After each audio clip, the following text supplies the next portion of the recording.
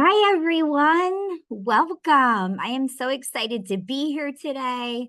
I have always gone back and watched YouTube videos of the previous literacy symposiums and gotten so much information from those to put into my classroom practice. And today, that's what it's all about. I'm going to be showing you, hey, what is it exactly that I do in my room after I've read the research, after I've listened to the research, and how do you do it with a classroom full of kindergarten kids?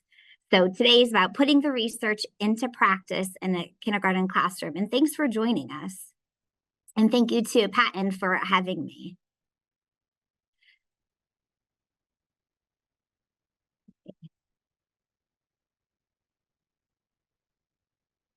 Sorry, just trying to get my slide to go to the next one.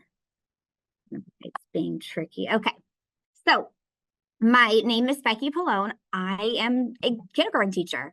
I taught first grade for about 15 years, and then 4 years ago, I was asked to go down and teach kindergarten. At that time, my last year in first grade, you'll see my middle daughter over here, she was really struggling to read. And I wasn't sure what to do. Like, I had been doing the same thing for so many years. And yeah, I had like a bulk of my kids, like 80% that probably could read. But, the last 20%, I'm like, they'll just get it later. First grade, it's just not there for them yet. But when it came to my own daughter really struggling and me working with her, I knew something was wrong. And it was right around the same time that I was fortunate enough to go to the Bucks County IU by me and be letters trained. And that's really where I started learning about structured literacy and using those practices with my own daughter, but then also implementing them in my kindergarten classroom the following year. So really what you'll see over in the slides is just kind of like my journey of constantly learning more and then trying to put it into practice into my kindergarten classroom.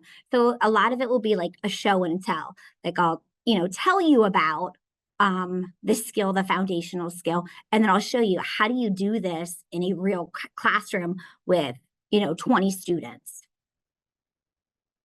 Here are some things that we'll go over today. We're going to talk about phonemic awareness, alphabet instruction, decoding, encoding, spelling, irregular words, connected text, morphemes in kindergarten, yep, and vocabulary.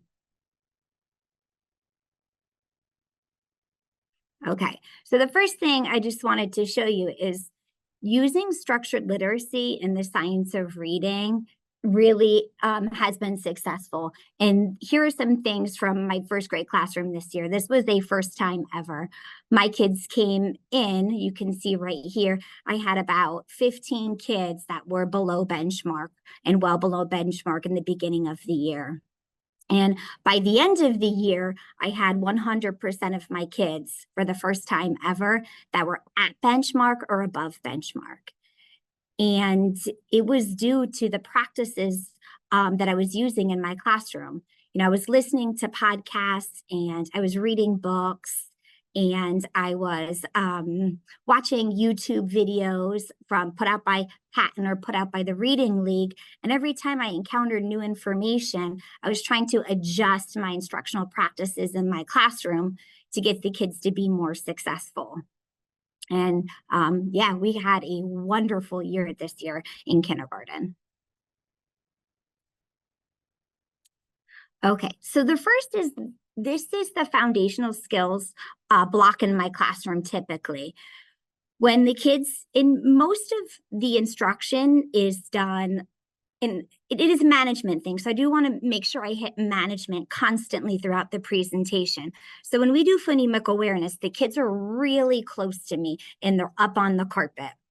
So that way, when I look up, I can see the participation of each student during it. And then there are times, they're kindergarten, first grade, second grade, it's basically very similar, that we're constantly moving from the carpet, like back to our seats to get that break. And then we come back to the carpet and then we go back to our seats. And we have materials, manipulatives, then we don't have manipulatives. And all of that allows that constant movement in a kindergarten classroom, so they're not sitting for endless periods of time. So after phonemic awareness, we do letter sound practice. Our visual practice will be up on the carpet right after our phonemic awareness. And then we do a type of dictation, which is back at our seats. And again, management of materials and stuff is a huge part of the success in a kindergarten classroom because of that downtime. Then we come back to the carpet and we do some decoding. I introduce a new skill. We practice that in context, that new skill. And then for the encoding piece, we're back at our seats again. Then we grab some materials to do some word work, or we stay at our seats and we do some word chaining. Usually when the kids are using manipulative letters, I do like them to be on the carpet close to me. Then we do some irregular words. And finally, we have it connected all to context to text. And that could look many different ways. It could just be phrases. It could be sentences. It could be like a whole story. And we'll take a look at that.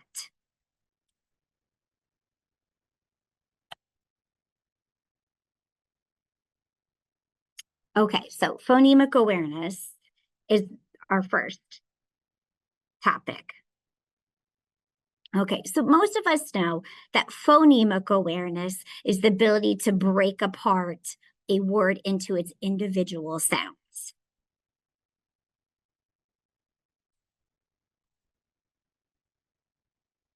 Then we also have our big umbrella term, which is phonological awareness. And that is just knowing about the spoken sounds in language. And it can include those larger chunks. So compounds, syllables, onset rhyme, body coda. And there's some examples right there for you. So in a kindergarten classroom, typically my scope and sequence in the beginning of the year starts with getting the students just to hear sounds. So I'll put up a YouTube video of just sounds, all different types of sounds. And what the kids have to do is they have to close their eyes and they have to try to recognize the sound. And once they know what the sound is, they give me a thumbs up, and it's like a guessing game. Like, oh, that was a dog barking. Oh, that was a door shutting. Oh, that was drums. Oh, that was somebody opening a door. Oh, that was somebody putting the keys in a lock and turning the key. So we start off with like a couple sessions of just listening to sounds. And I tell them hearing sounds is an important skill that you need in order to read.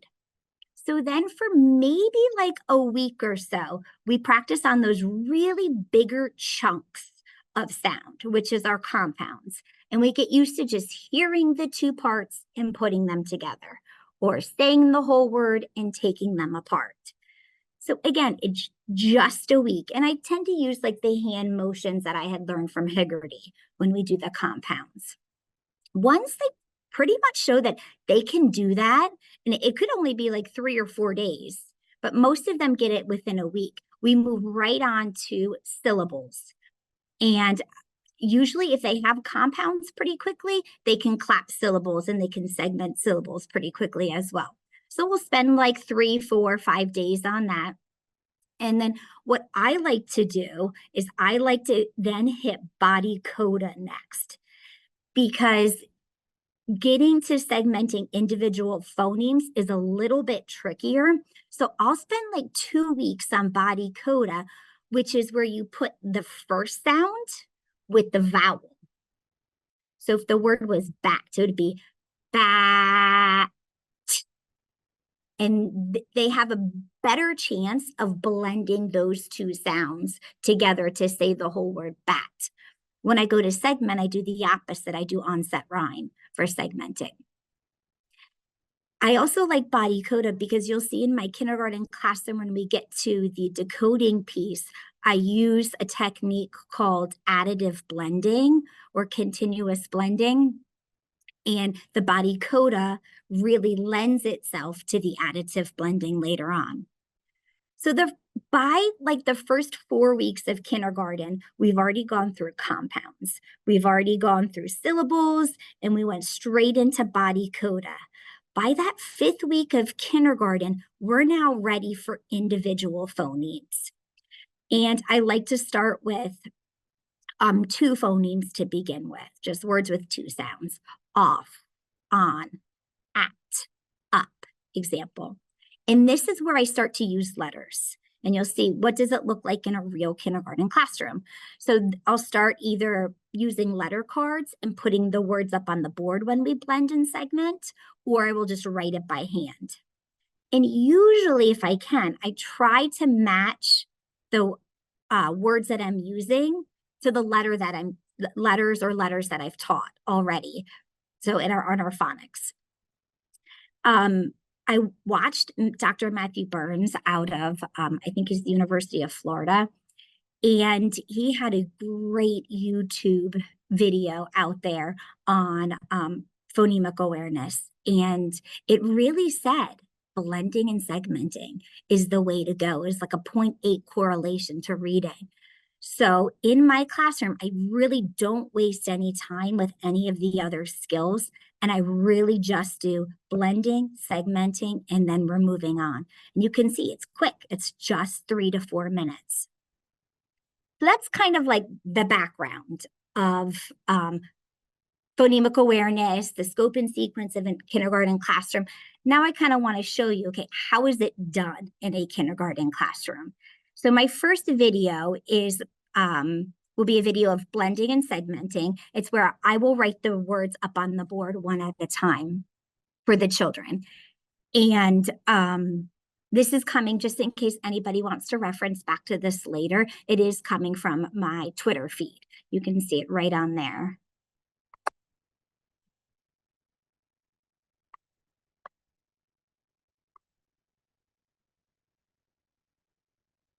Okay. 1 minute.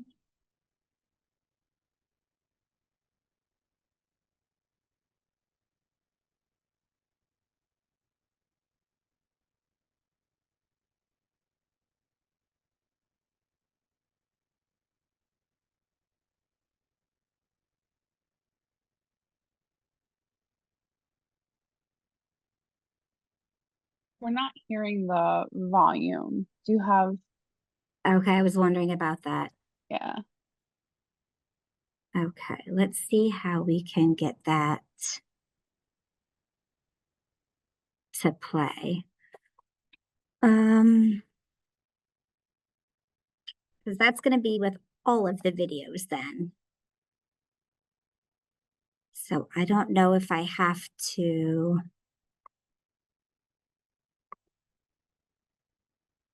share again. Becky, why don't you try one more time, and then if you can't get it to work, why don't you move on and I will contact IT for Okay. So yes or no? Okay.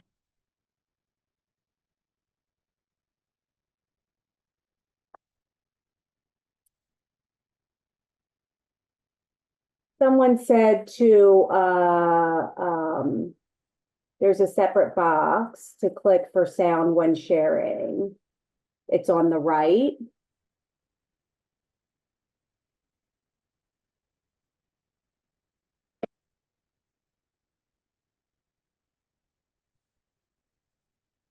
Advanced sharing option.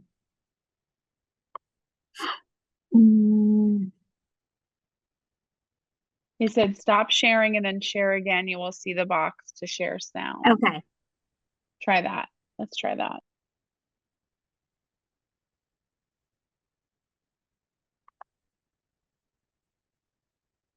Okay. Share sound. I got it.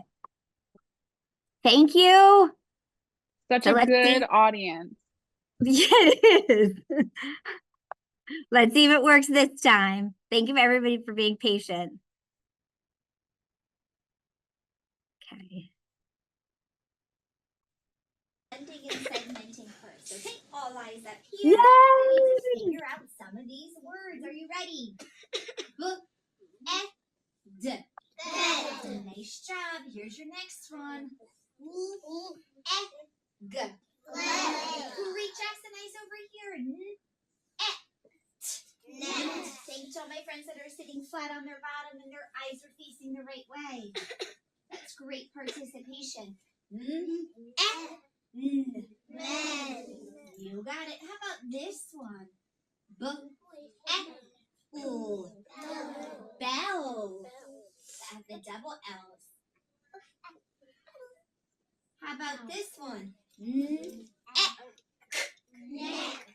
Neck. Yeah, tap your neck. Yeah, that's a body part. How about this one? A spider makes a spider webs. Makes Spider-Man web. Yeah, if we're talking in between, it's hard for our friends to hear, okay? So make sure our voices are off. How about this one? Pen. Yeah, the other day we learned there's two meanings of pen. A pen that you write with, and a pen where a farmer keeps his animals. He keeps them safe in there. All right, this time you're going to tap it out. Elbows up. All right, tap out the word red. That was great participation. Tap out the word beg. Nice job. Tap out the word jet. Super. Tap out the word well. Yeah, mine doesn't feel well. Or Jack and Jill went up the hill to fetch a pail of. They went to the well to get it. Okay, so after viewing that for a few minutes, there's a couple of things that I quickly wanted to talk about. You can see how important management is during your instructional time. As the kids were nice and close to me on the carpet, I purposely chose to write the words on the whiteboard as we were blending and segmenting because it gave me an opportunity to quick turn my head and then look at the children. And I could easily see who is participating and who isn't participating. And then in between those words, you would hear that positive reinforcement to kids. Oh, I like the way so-and-so is watching me. I like the way so-and-so is participating. That took the engagement level of the kids and it takes it up a notch. And that reinforces that all kids should be participating, but not calling out one student for not participating, but still trying to encourage them all to participate. The other thing you may have noticed with the words is that they all had the short E sound. And that goes back to number 2 right here.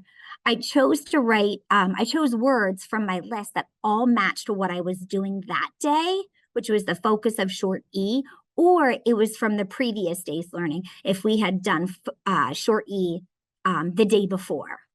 And if you looked up in the video, you probably didn't see it, but this was happening around February of kindergarten. Now, the second video is blending and segmenting again, but just a little bit of a different twist on it where instead of erasing the words, I slowly build a list with the students of the words.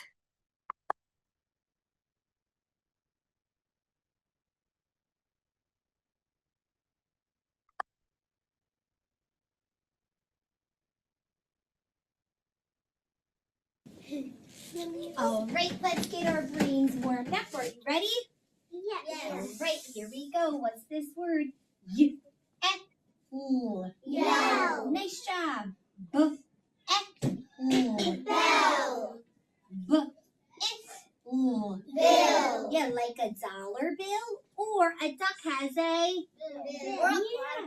Yeah, a platypus has one too. How about this one? Hill. Nice job. Hiss. Miss. Must. Yeah, you must do your work. How about this one? Asked. Last. Nice job. Ack. Lack. Ack. Hack. Ack. Piss. Pick. Peck. That's what a chicken does to the ground. It pecks the ground as it picks up the food off the ground. Last one. Yuck. Nice job. Okay, here's the next thing we're doing. We're going to tap them out. Are you ready? I'll point to the word and you tap the sounds. Your first word is yell. Tapping. L. Tap out bell. L. Bill. Ill. Hill. Ill. Hiss. Is. Miss. Okay, so again, by making that list of words, we're reinforcing that phoneme grapheme correspondence with the students. And as you can see, again, the focus was doubling the consonant in a short vowel word and that CK ending. So those were all of the words that I had taken from the text, the decodable reader that we were using, and then I created my own list of words. And typically, I don't have a phonemic awareness program sitting in front of me. Usually, whatever we're going to use for our connected text at the end of the lesson, that's where I'm pulling my words from for the lesson. Now, those two videos kind of showed what we had been doing by the end of the year in kindergarten and where the kids had gotten to around like February. In my previous 2 slides ago, I was saying how you kind of have to start off slow by like listening to sounds, working with those compounds, not for long, for maybe like a week, working a little bit with syllables, and then finally you can get into 2 sounds. And the instructional practice that I really think helps to get kids to finally get to that phoneme level, because it's going to be messy, is the Anita Archer's I do, we do, you do. We do in the kindergarten classroom when we first start that new skill of segmenting phonemes. It's I do, you do, I do, you do, I do, you do. It's actually more of I do, we do. I do it, we do it together. I do it, we do it together. I do it, we do it together. And in this next video, I'm going to show you how in the beginning of kindergarten, right when we're getting ready to segment those 2 phonemes, the kids are copying me a lot. In the beginning of the year, I used these Say It and Move It boards from Road to the Code by Benita Blackman. And it's just like a ship that the kids are moving their cubes on.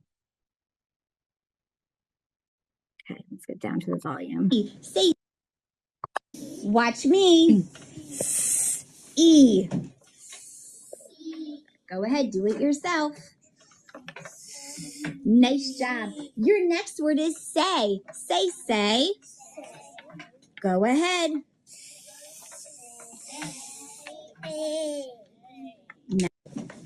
All right, here we go with our segmenting. Our next word is see. Okay. And then this one right here, another similar video of where we're doing the I do, we do.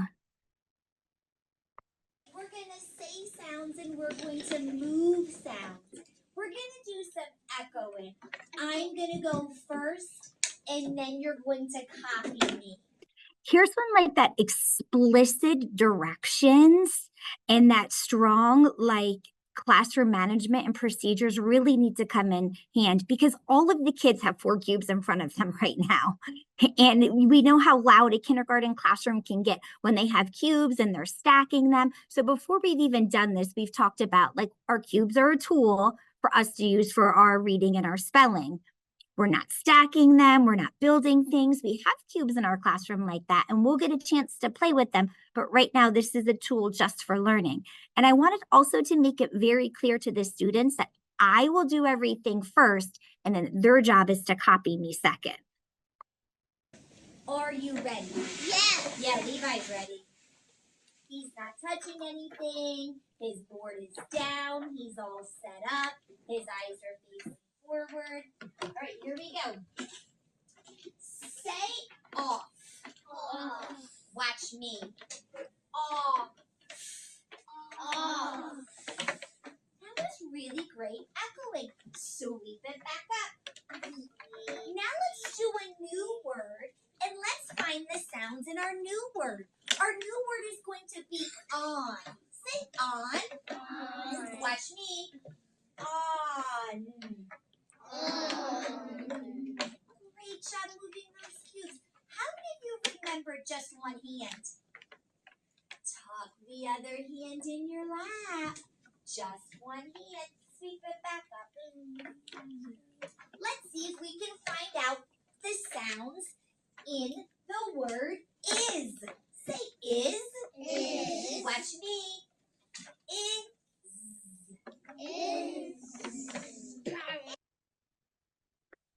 So in the beginning of kindergarten, I found this great resource that breaks up two sound words according to complexity.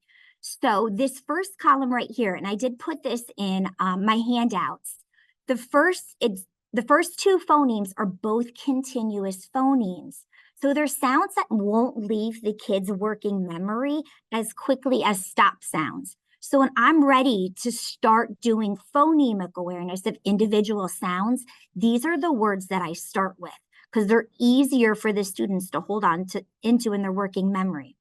As we start to master these, I'll move on to the next set. And these are actually both continuous phonemes. And then slowly I'll move on to the phonemes with the stops. This is just an example of the cubes that we use. We use the big, huge Didax cubes. Up on the whiteboard, I will use these magnetic cubes from Didax as well. And this is typically the board that I use with the students. I have a couple different boards that I like, but this is one that we use towards the end of the year. The one that I showed on the video, I think I have that one in my handout too. That's what we use in the beginning of the year just because visually it's not overwhelming for them. Okay, moving on to alphabet knowledge, the heart and soul of kindergarten right here. So we know that alphabet knowledge is getting kids to understand that phonemes can be represented by letters, by graphemes. Not always just one letter, sometimes multiple letters. So here's the thing with alphabet knowledge. I have listened to a bunch of different podcasts and nobody has really given a clear scope and sequence for which letters to teach first or what order to teach them in. It's funny, sometimes they'll suggest that to do the letters that you most often see in print.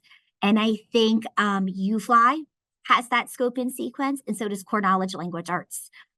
Sometimes they'll say, I know David Kilpatrick in his book, Equipped for Success, he says they start with the letters that have sounds that match the letters' names, like B, B.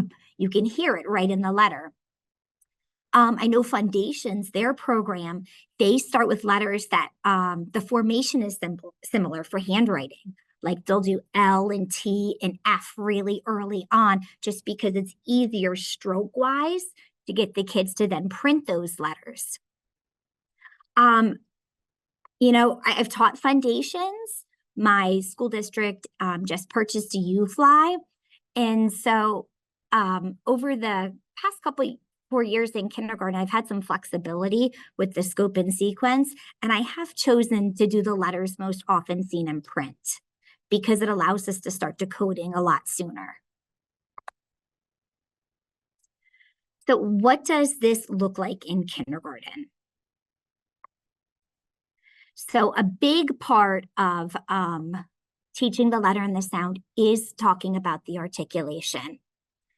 And we talk each day, okay, we're going to learn a new sound today. We're going to see what parts of our mouth we're going to use to make this sound. Is our tongue going to be doing the work? Our teeth, our lips? Is our voice going to be on? Is our voice going to be off? Are we going to be able to hold that sound out? Or is that sound going to stop right away? So as I introduce the sound, I do just do the sound first so they can kind of feel it and then talk to me about what they're feeling and noticing whether their voice was on or their voice was off. And then after that, I typically show them the letter that's making that sound. I build the sound wall with them as we are doing all of our letters and our sounds. So if I'm introducing that letter P, Then the mouth picture for P goes up on my sound wall. I'll also put the letter P up on the sound wall and say, hey, you know, this is a sound where our lips start together and then they pop open and it's a stop sound. Once we say it, it's gone. So again,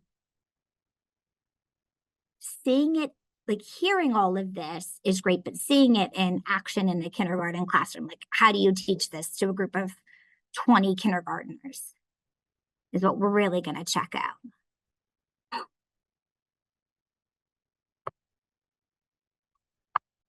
For you. Are you ready to check it out? Here's what my mouth is going to look like when I go to make this sound.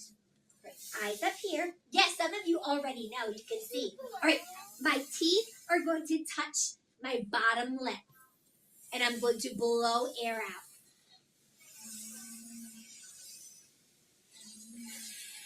Put your hand in front of your face and see if you can feel the air. It kind of comes whooshing out the sides a little bit. Yeah. Let's see, kindergarten, is this air? Does it continue or does it stop? So let's take a big breath.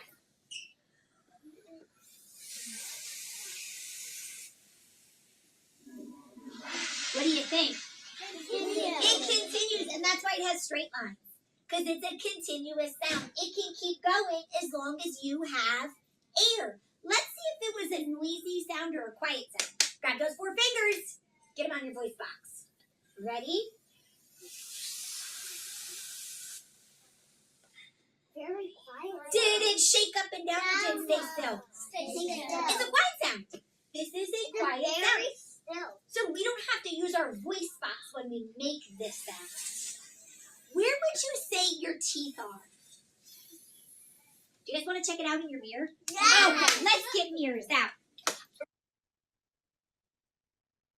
What's kind of neat over the past couple years is that by doing the articulation for the letters, our speech therapist has said that when she picks up kids on her caseload in the beginning of the year, she's actually been exiting them out of kindergarten a little bit faster because of all the direct instruction in articulation for this speech.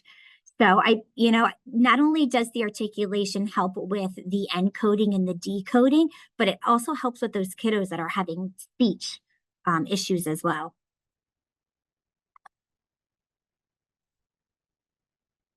Okay, so after we do that whole thing with articulation, then we go through and then I show them the letter.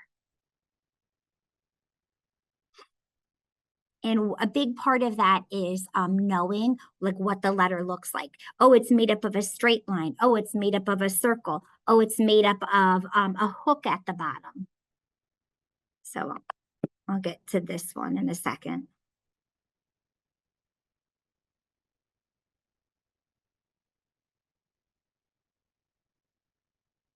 So I think the first video is introducing articulation for the letter P, but I'm going to go click on this second video. It's not easy to be the last person that gets one. All right, mirrors up. Make sure you can see your mouth. Get it nice and close. Let's close our lips.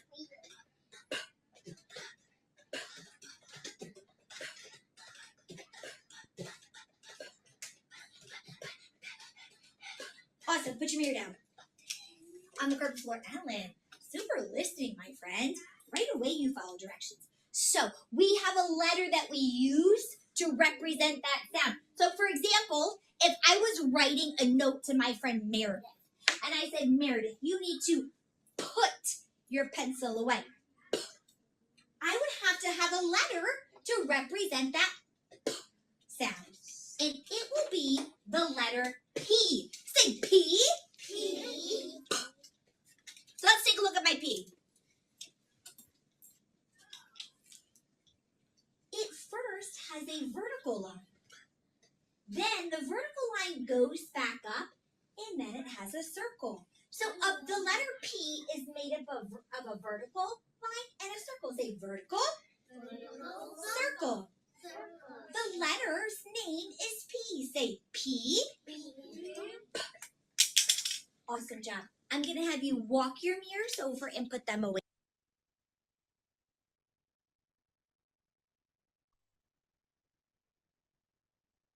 I had learned from William Van Cleve to really point out the different features of the letters as you're teaching them. So that way, you know, when you have letters that are similar, B, D, P, Q, by saying, look, the vertical line is first and then the circle, that they can think that they can go back and they'd be like, oh, that's the P. Whereas the circle first, then the vertical line, that's the Q.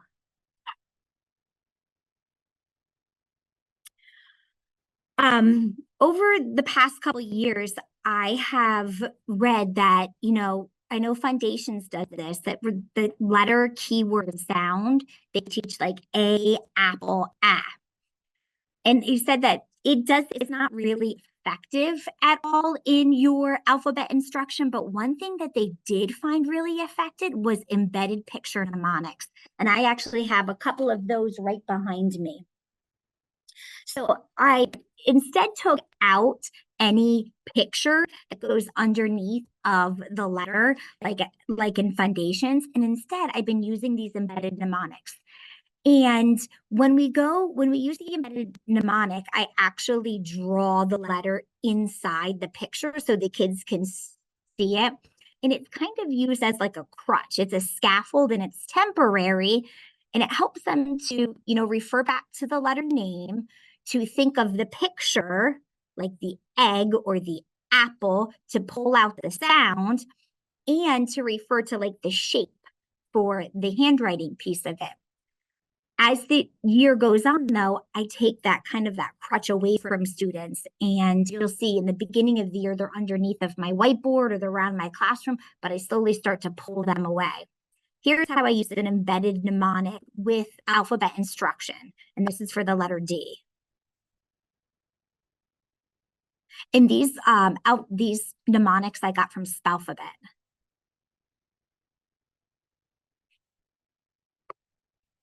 What D is hiding inside us.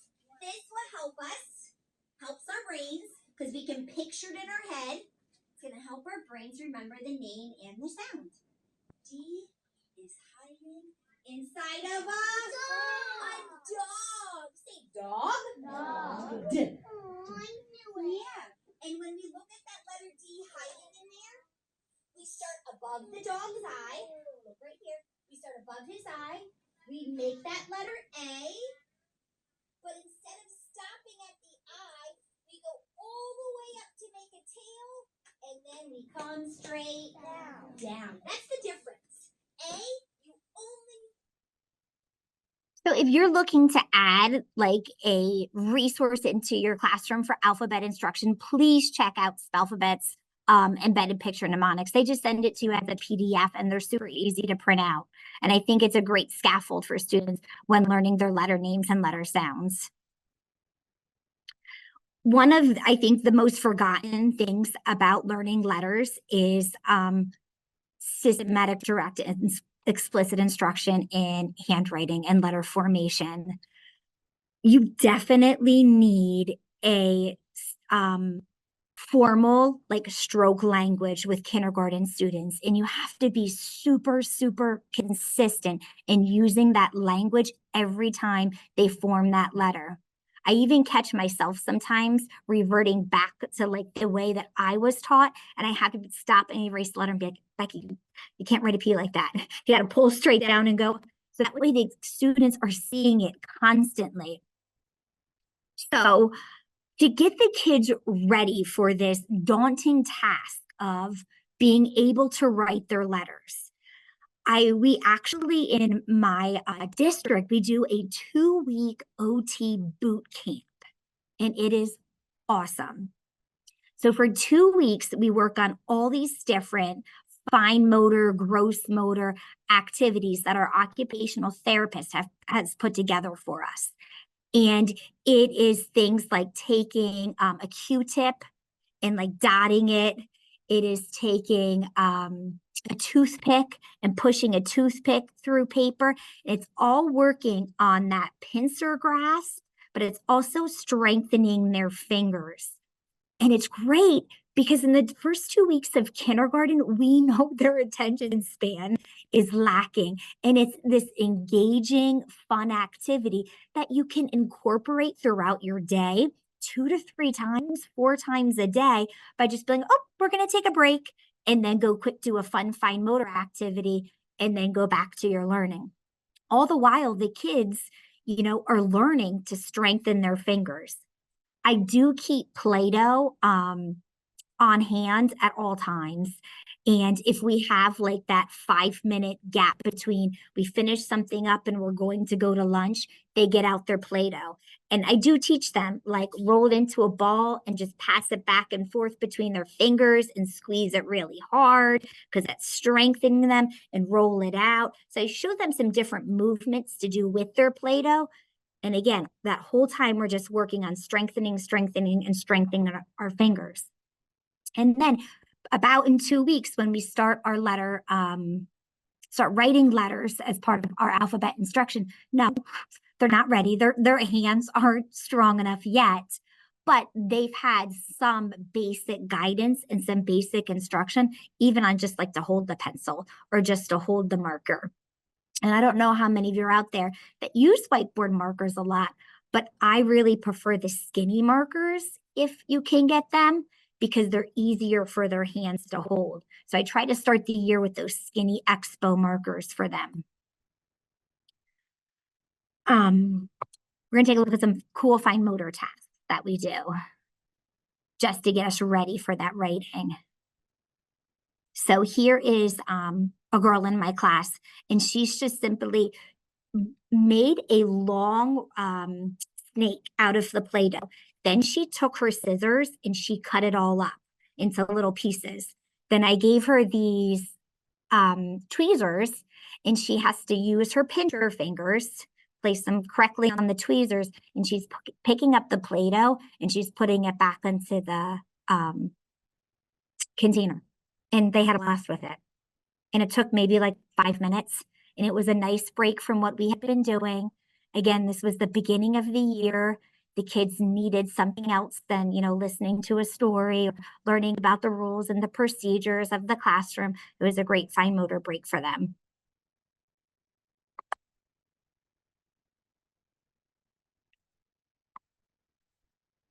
This next video is going to show you that how it's important that when you do begin formal handwriting instruction, that you take the time to really talk about, proper pencil grip, where to put your fingers, where to put your thumb, how your paper should be tilted, how your body should be positioned, so that kids do have the most amount of success when going to write their letters for the first time. Everything in kindergarten has to be so direct, so explicit, so systematic. Have a left side and a right side. Do you see your left? Yeah. Do you see the right? Yeah. Yeah. I'm just going to pause it for a second. I do tend to label a lot of their things, and you can see it in the classroom up here in the corner. There's the green left, and over on the other side, there is another dot that is for the right. I label a lot of all of their whiteboards and their beginning of their year papers with an L and an R. So that way I can always refer back to, okay, start on your left, curve over to your right side. And it gives them that visual of where to start and how to form some of their letters.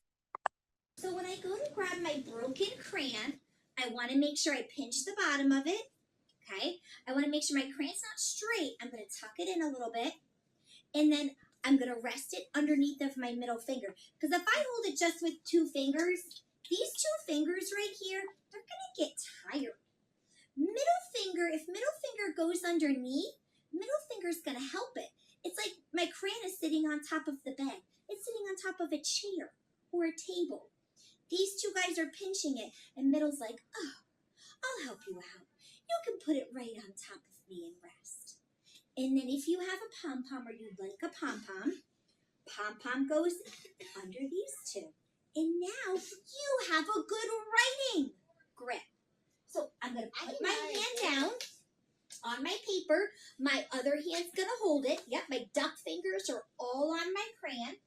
I point to the star, and I try and put my hand down. I don't want my hand up. I lean my hand on my paper, and I trace all the way around. And then I do the same thing. I trace. Use my hand to hold my paper all the way around. And then you notice, do I pick up my crayon at all?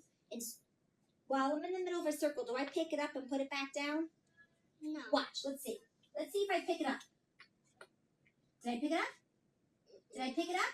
Yes. Did I pick it up? No. Did I pick it up? No. Did I pick it up? I leave it down the whole time. I can't lift that crayon up until I'm completely finished. So make sure you keep it down the whole time, all the way until you get back to the beginning. Yeah. Okay?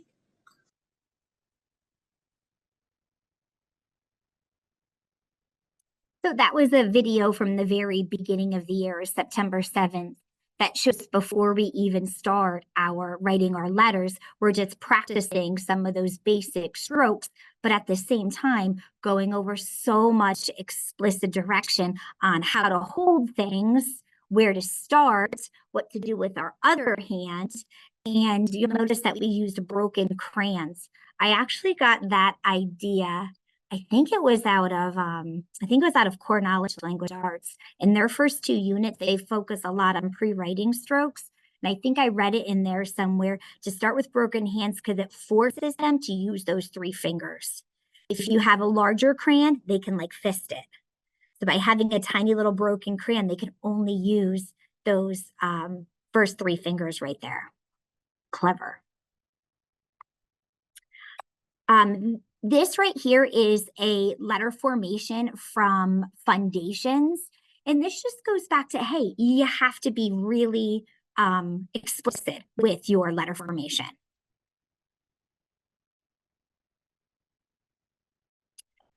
When we're learning letters and names, I try to make it multi-sensory and use fine motor at the same time. So you'll see this little girl that she's doing a toothpick poke underneath of a foam board. And the girl in this other picture, she's using the dot-to-dot markers, and I have little arrows that show which way she needs to go with the letters. She's also practicing every time they poke down, whether it's with the toothpick or every time she pushes down with the dot-to-dot marker, they are saying the letter name and the sound. So the girl with the toothpick is going A, ah, A, ah, A, ah, A, ah. And the little girl with the dot-to-dot marker, she's going CH, CH, CH, CH, to get in those repeated practices of the letter name and sound.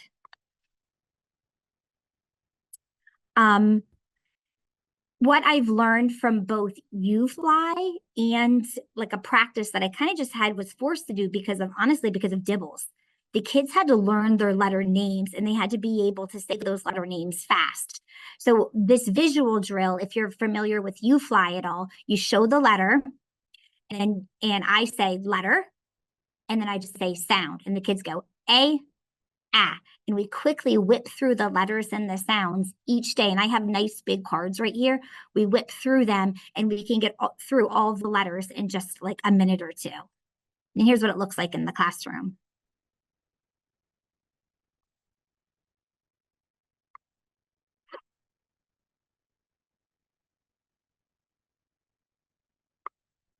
And our sounds.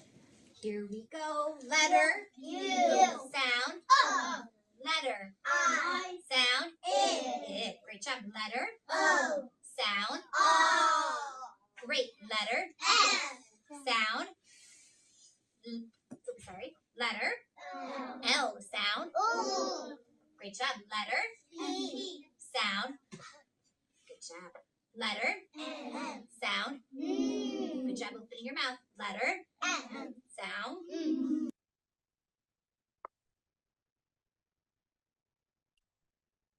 Just a few things with that. I purposely did bigger cards so that, kids could see them from the back of the carpet. I also sat down on the carpet to get really close to them. And every time I held up a letter and a sound, because it was nice and big, then my eyes went up and I was looking for that participation from all students. So there was a little bit of management embedded into that, purposely choosing nice big letter cards and then giving myself the opportunity to look up and say, hey, our kids participated for beginning this. Becky, just to in the chat, they asked, where did you get your large letter cards? I know in your in the events tab, there are all the resources in there as well. Yeah. But did you find those specifically, or just print them out larger? I just actually typed them up in a Word document. If it's possible, I can add that to my handouts. Perfect. And then the only other thing is, everybody's wanting the links to your videos, because in the PDF they're not linking. But one of the women was very wonderful in the chat, and she put your Twitter account in there. So if we'll look into that. But I just wanted to let you know the chat's been amazing. People are asking really good questions, so we definitely have some things going. So keep going. I'm so glad to hear that. Yeah, most of all of these videos are either on my Twitter or my Instagram. That's where you can find them. And they're both the same handle. It's at Mrs. Pallone. So the next thing is an auditory drill.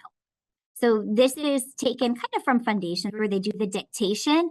So each of my kids has their whiteboard, and you can kind of see it. It's faded right here in the corner for whiteboard, but there used to be an L right there for the left, and then she has an R right there for the right. So when I say to them, okay, start on the left side of your board, they automatically look up here to the top of their board, and they're knowing that they're on the right spot. I really do like Foundation's boards, and I like, the visual of the skyline, the plane line, the grass line, and the worm line. When I reference those, the kids seem to really pick up on them very easily. So in the auditory drill, I say the letter name, and the students write the letter, or I can also say the letter sound, and the students will write the letter.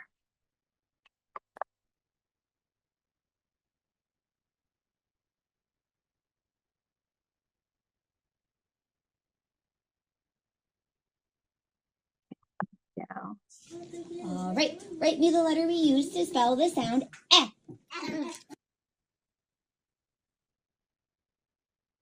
Sorry, I was trying to make it bigger for you. Nice job. What letter? E. Awesome. Write me the letter we use to spell the sound ah. Ah. What letter? O. Erase. Write me the letter we use to spell the sound g. G. Circle first. What letter? G. Erase. Write me the letter we use to spell the sound d. D.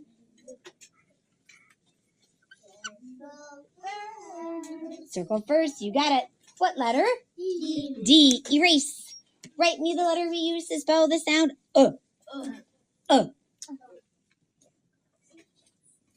What letter? U. U. Erase. Write me the letter we use. And usually I'm very intentional about the letters that I choose. I kind of go back to the letters that I know that they're still stuck on, or the letters that I know that they haven't been forming properly. And it'll give me 1 or 2 seconds to quick, reinforce. Okay, remember, this is the letter D. We have to make that C that's hiding inside the D straight up and straight back down. So again, a lot of intentional planning with choosing the letters that we're using for that auditory drill.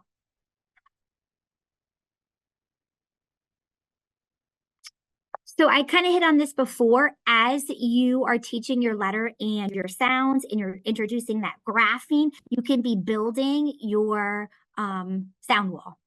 And mine look kind of messy because it was the end of the year and the kids had been touching them and using them a lot. So some of the headings have fallen down.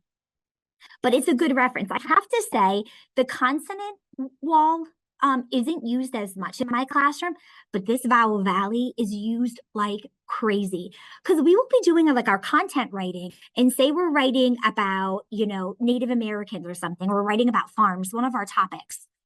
And the kids will be segmenting a word that they're spelling independently at their seat, and they'll come across a sound that they know they don't know. They're like, Mrs. Plone, but I heard the sound R. And they'll be like, I don't know the letter. I don't know the letter or the letters for that. And I'll be like, it's on the vowel valley. And we'll walk over to the vowel valley and I will show them where that sound is. And so I kind of leave the vowel valley built from the beginning of the year. I leave that up and we slowly build up the consonant charts. Just because for that content writing that we're doing, that independent writing, I do want to be able to reference those sounds that I know I'm not going to explicitly teach in kindergarten, but that they are curious about and they want to be able to spell correctly. All right, decoding. So for decoding, I usually typically start as soon as we can blend two phonemes for phonemic awareness. And I always in kindergarten start with the additive blending or the continuous blending. I think it really works well for those kids that have a poor working memory. I'm actually tutoring a couple students right now, and I'm using the same technique with them because when they go to tap out, when they go to blend three sounds, they cannot hold them in their working memory. So by doing the first two sounds first and then tacking on the final sound, they're way more accurate. I also like to control how much of print I let them see. So for an example, when we do additive blending, I sometimes will only put up the first sound, this letter C, and I will say sound, and they'll go, and then I'll stick up the U and say sound, okay, let's blend. And then I throw up the last sound. And then visually, they haven't been overwhelmed by seeing three different sounds. They just focused on each individual grapheme and said the corresponding sound. And I do have a couple videos of this. Again, this additive blending is great for kids that have that poor working memory. And I bet you can picture these kids in your head. You've put up the word tap, and they went app, and they said app, pat, tip, lip, and they're just coming up with this like crazy. And you're like, wait a second, you said all those sounds correctly, but how come you didn't blend them? So additive blending really, really works well for those kids. But, and again, I start off with a lot of me showing to them, I do it, I do it, I do it, I do it. But letter sound automaticity is a must for this. They can't be thinking of that sound. They can't go, okay, blend, like they have to know their letter sounds with automaticity. Let's take a look at some blending, some decoding in kindergarten.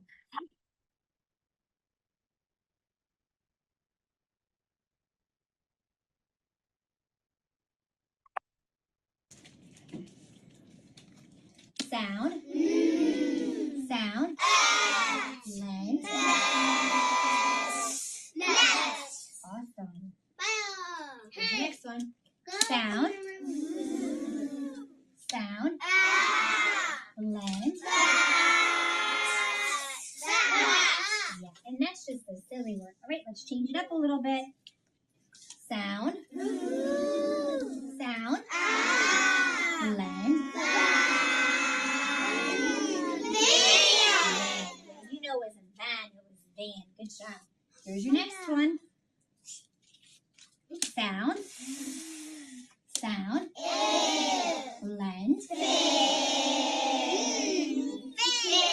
Awesome job. All right, here we go. Changing it up a little bit. Sound. Sound. Be careful with the next blend. Great job. So as you can see, I really control what print they can see as we're blending. but I'm also forcing them to say the first two sounds together. This goes back to what I was saying earlier with phonemic awareness. It's like doing body coda phonemic awareness, but you're doing that with decoding. And those vowels are continuous sounds. So by making them blend the first two, n, e, na, they can hold on to that vowel sound before they tack on their final sound. And it's right there in the front of the working memory. Now, this also does work when you get to more complex patterns like CCVC.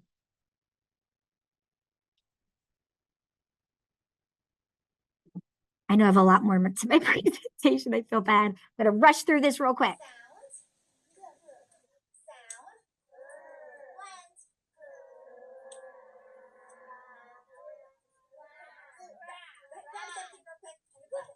So that was just an example with CCVC that you can also extend it. Okay, encoding. You know, they say their ability to write fluently in grade 4 is directly related to their fluency of how fast they can write letters and sounds in kindergarten. Again, don't underestimate fine motor. We do a lot of that in kindergarten. I think the CKL Skill Strands Unit 1 and 2, which is free online, they have a ton of fine motor activity in their first 2 units of kindergarten. And then in my school, we do a fine motor boot camp.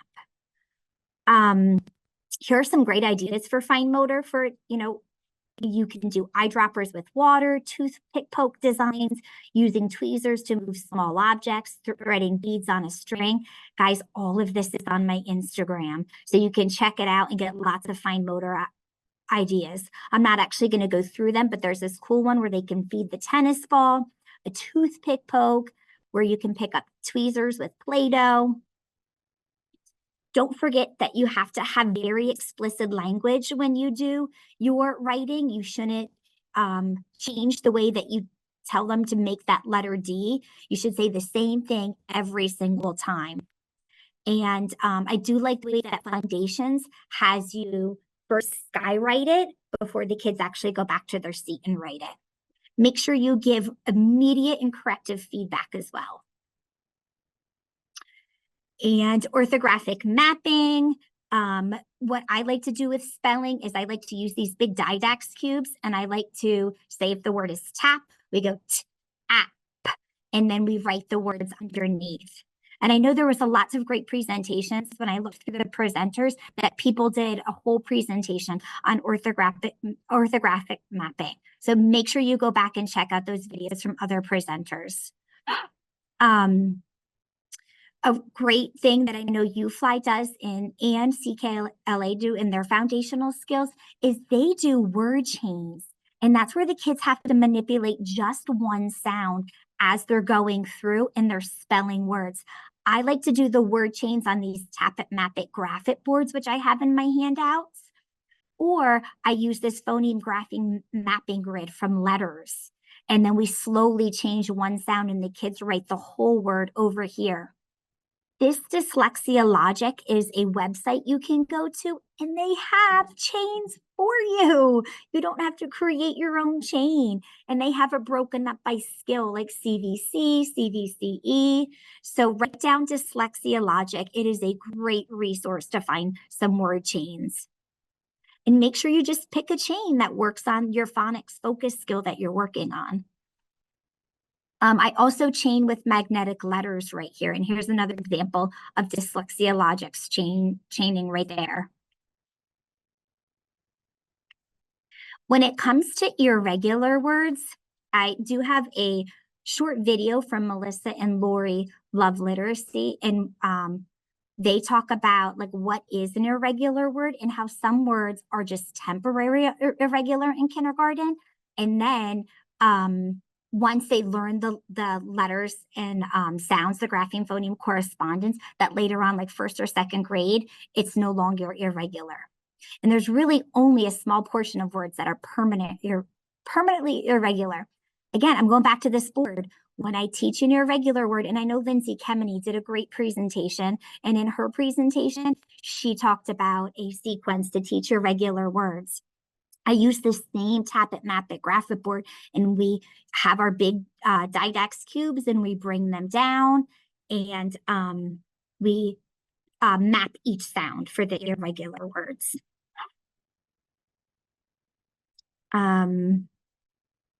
This is the time that the kids are at their seats because it just gives us a little bit more control. I apologize that I planned way more than I thought I could get through. But I'll make sure that if you, I'll make sure somehow maybe I can put all of my videos into like a Google Drive or something that you guys can have access to. But again, most of these videos are coming from my Twitter feed.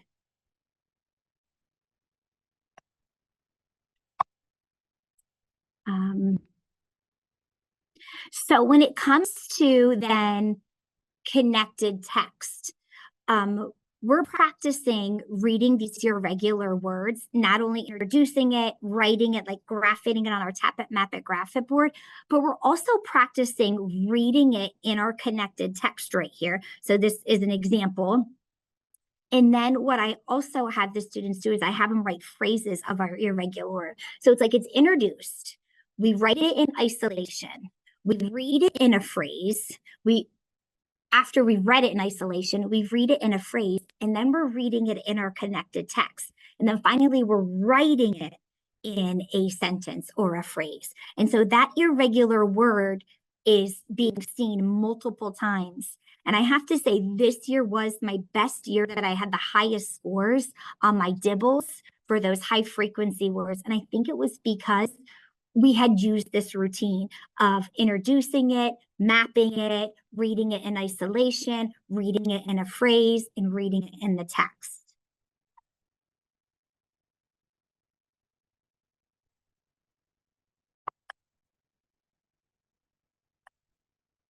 So I really wanted to get to this. And in kindergarten, I love pyramid sentences. So over here on the left is a text, a kindergarten text, Fun at the Pond. And we know that like a sentence can be very overwhelming for a kindergarten student.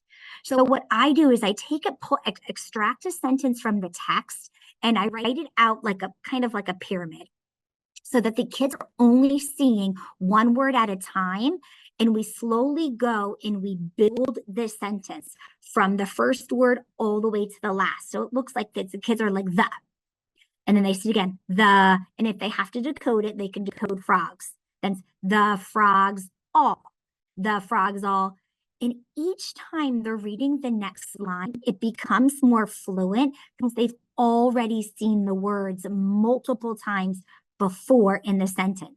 And again, this is a practice that I do right before we read the actual full-length text. We'll take 2 or 3 pyramid sentences out and we'll read them first.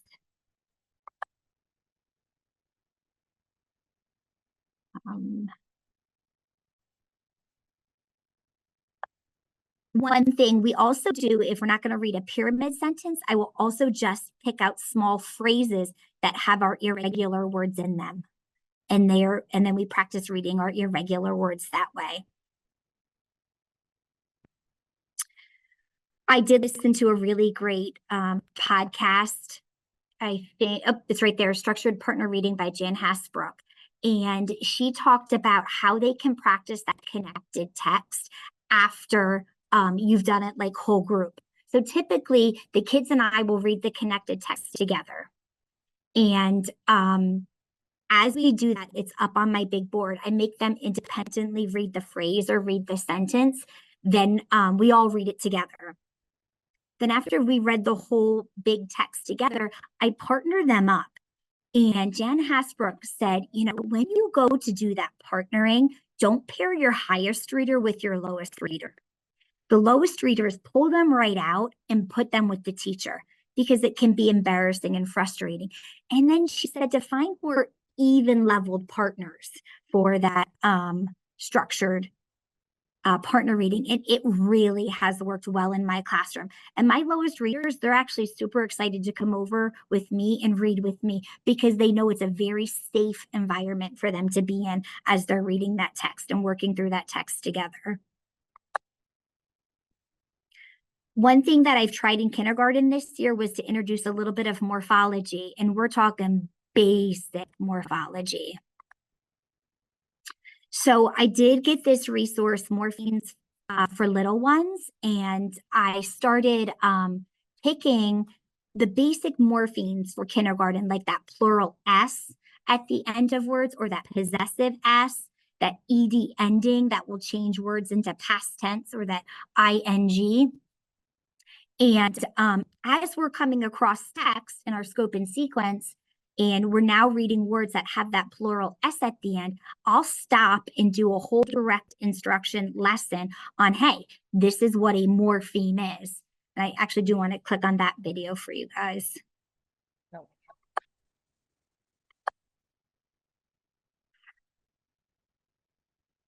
I apologize with my timing. Okay, here we go.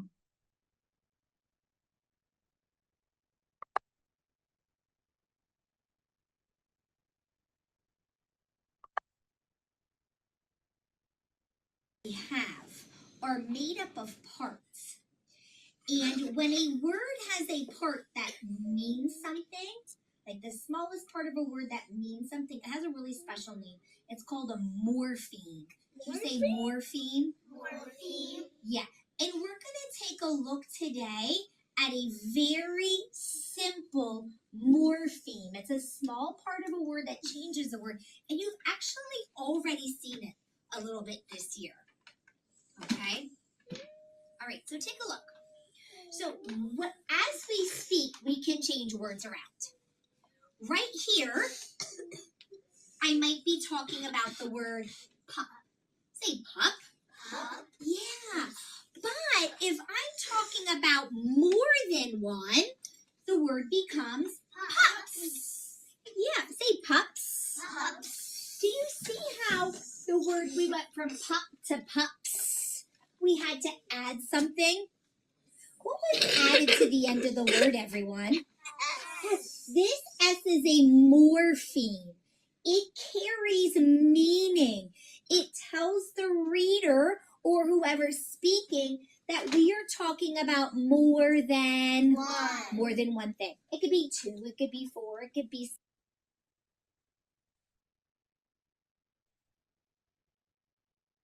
So it can be that simple in kindergarten with morphemes. And again, I really just used the text that we were coming across in our scope and sequence for phonics to kind of add in those explicit instructions for it. And I got a lot of it from this, from Morphemes for Little Ones. It was really a great resource just to get me started on how to teach them in kindergarten. Okay. Really, the last big thing that I want to talk about is vocabulary. It is one of the strongest predictors of reading comprehension. It's not really in the foundational skill strands, it's more in the language comprehension. But you can see that when you teach a vocabulary word, you say it several times, I segment it, I write it, I read it, I point out spelling patterns, I give them a student-friendly definition.